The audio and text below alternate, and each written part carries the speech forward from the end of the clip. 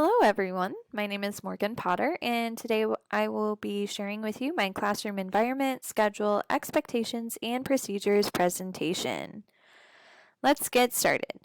To save a little bit of time and space on my slides, I created this key, so let's just go over it real quickly. On each slide you will see these different colors of arrows. First, we have the light pink arrow that represents how that specific category builds a positive and predictable learning environment. The golden arrow will represent how that specific category supports the development of relationships. Maybe that's with the teacher or with their peers. You will see a white arrow with kind of a drawn on black border that will represent how that specific category supports students' behaviors and social interactions. The orange arrow will represent how that category reduces student stress. And lastly, the dark pink arrow will represent how that category provides a safe and challenging learning environment. So let's dive in. First, we have the design of my classroom, and this really, I'll show you the graphic in the next slide, but I am hoping, obviously resources are limited, but I'm hoping to get tables which allows seating for them among their peers as well as providing the same seats every day. This might change quarterly or more often depending on the children, but the predictability of having the same spot every day can be beneficial for the children.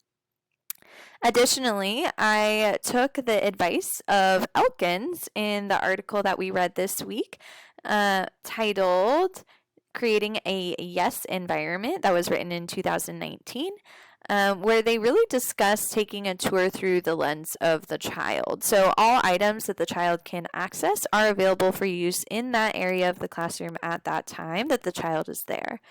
Additionally, the child will be entering the classroom on the structured side of the room, so when completing morning routines such as putting their backpack on their hook or stuff in their cubby, they will not have to go through the barrier of walking through all of the toys that look so fun to play with. They will really be able to focus on the task at hand.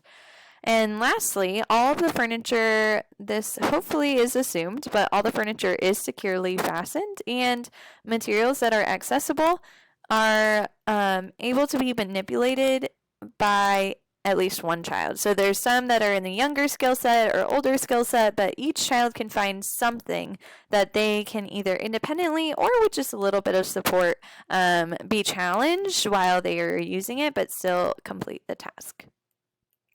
So let's take a look at the graphic that I created. I really wanted to focus on creating boundaries or clear beginning and ends of the area as discussed in that same article, Creating a Yes Environment, written by Elkins in 2019.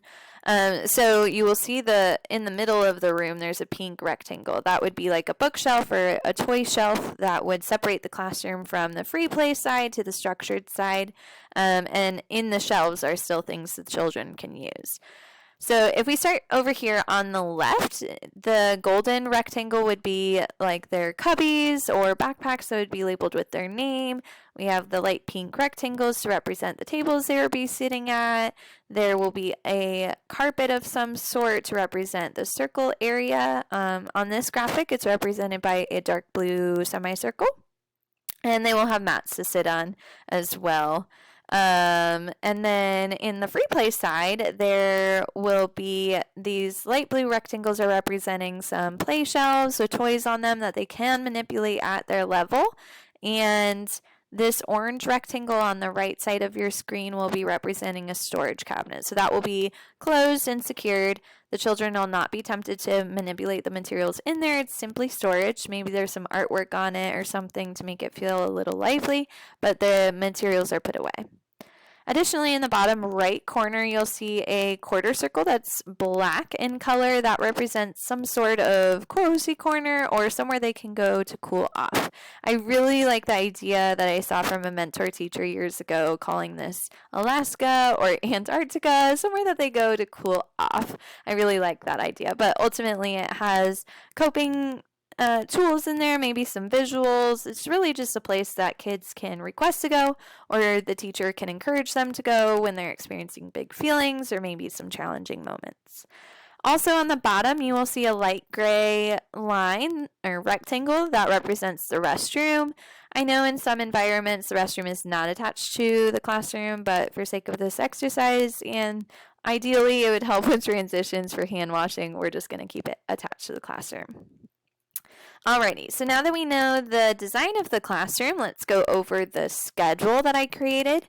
So you will see 15-minute blocks about 15 minutes. And I really wanted to focus on balancing the child-led and adult-led activities because as stated in one of the articles we read this week, creating a balance of child choice and teacher choice activities is really important in fostering a safe and successful environment.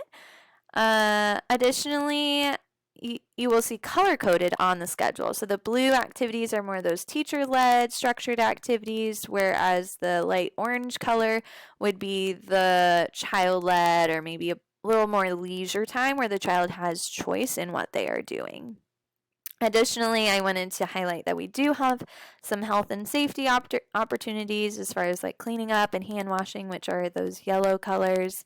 And we also have green time, which would be more of like the child-teacher interactive times because meals are a great time to incorporate those conversations that can be reciprocated both with the adult and the child. And Lowry stated in the article titled Examining the Role of the Classroom Environment in the Prevention of Problem Behaviors. In page 13, they mentioned that most children feel safer and more secure when they can count on a consistent routine. So I really think it's important that teachers are focusing on following this. Maybe the minutes are mixed up a little bit, but just the order of the activities and reviewing this every single morning can really enhance the child's predictable environment in the morning. And maybe if there's a change in routine, we can present it in a fun way because change can be a little hard to some kids. So maybe we can be really excited, like today we get to do this super fun thing that might be a little different than normal. That might help kids be excited for change or a little less stressed. But overall, their stress is already decreased because there is that predictability and consistency between each day. Lastly, I wanted to highlight that I focused on the order of each activity based on where it is in the classroom. So there is a lower amount of transitions, but we aren't avoiding that harder task of transitioning. And we can dive a little deeper into how to make that successful in the future slides. As far as classroom expectations, I really think that token boards can help a lot with enforcing expectations. So once we create that clear expectation, children are on the same page as the adults, the behavior is identified that we are looking for, and then once that's happening, they know the consequence. In this slide, I'm using consequence as more of a neutral term. So they know that when they have that behavior, there is going to be an outcome that they know about. So either that's redirection of like, hey, remember our expectations are this, or it's reinforcement of a token or verbal praise like, I love that you're sitting on your bottom or whatever the expected behavior in that zone is.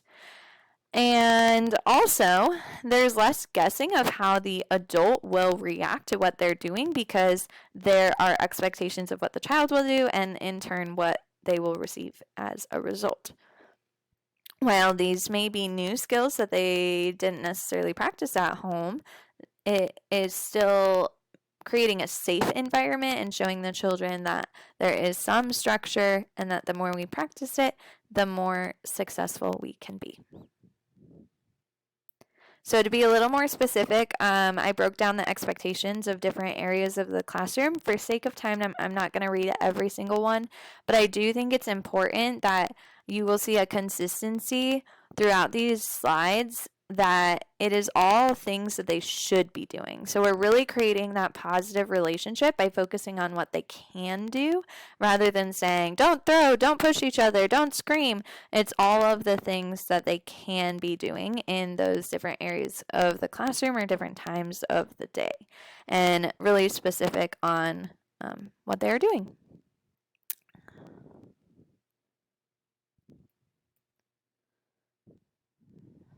Alrighty, now we have made it to procedures. So first we have the physical part of the design of the classroom, and then we talked about the schedule and the expectations, but along with that comes procedures. So what are we doing and what are the children expected to do throughout the day to meet those expectations? So the consistency and predictability of having the same procedures every single day really helps the children decrease their stress and build that relationship, because we're learning how we can work together to get these things done. And the stability really encourages them, like, I have an adult that is stable and has clear expectations and is treating me with kindness because I am also contributing to this relationship by acting a certain way. While these tasks may be harder, they should not be avoided because routine and harder things are going to happen throughout their lives, and it also ensures safety within each part of the day. So here's an example of a drop-off procedure. Every day, the child is saying goodbye to their caregiver, walking in the classroom, putting their backpack away, putting their water bottle in a designated spot that's consistent every day. They wash their hands, and then they join their friends to play. We also have a procedure for transitions. This one is really focused on what the teachers are doing to set up the kids for success as a proactive strategy. So maybe there's a 2-minute warning, 1-minute warning, and then getting everyone's attention by clapping their hands or whatever. That way each kid can hear, okay, this is what we're expected to do. We get to earn a token, or we get to do this really cool thing if we all work together. And then maybe even the teacher provides a choice to help this hard procedure be a little easier or a little more fun. I also shared a procedure for structured activities. So this is a little more specific of like sitting at the table, listening to directions. It doesn't sound as fun, but the more that we do it consistently, the better the children will get at it. And it ultimately is allowing them to learn more and engage better because they know what is coming and what to expect, and really modeling as teachers and highlighting the peers who are doing those things will help keep that positive environment and help the kids be excited to do those things. That way they can get those tokens. Again, I'm really big on tokens. I think they're really helpful. Alrighty. And then last we have the safety plan. Obviously, we all know that this isn't something that's a favorite to adults or children, but it's super important so that everybody knows that safety is the priority and everyone is on the same page. It also shows the children that we care about them and that we don't want something to happen to them if something bad does happen. So really verbalizing that, like, hey, we're hoping nothing bad happens, but we want everyone to know what to do so that we can help keep you safe. It helps them feel cared for.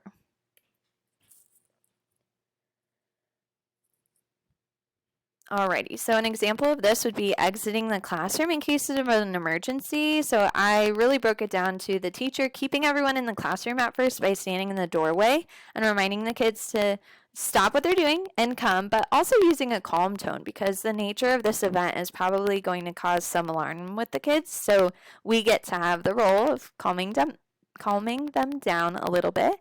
And then the teacher will complete a head count. We should know how many kids we have that day, whether it's on a paper roster or on a device or something like that. And then also directing any assistants that we have in the class to maybe help the kids who are having a little bit of a harder time. And then leading the kids out and asking that assistant to be like the caboose or at the end of the line is super important. And doing another head count once the class has arrived to the designated spot. Alrighty, I know that was a lot of information. I was trying to keep it concise, but I'm very excited to hear all of your presentations and maybe we can learn a little bit from each other. Thank you for taking the time to watch this presentation. I hope there is some ideas that can help you in the future. Thank you.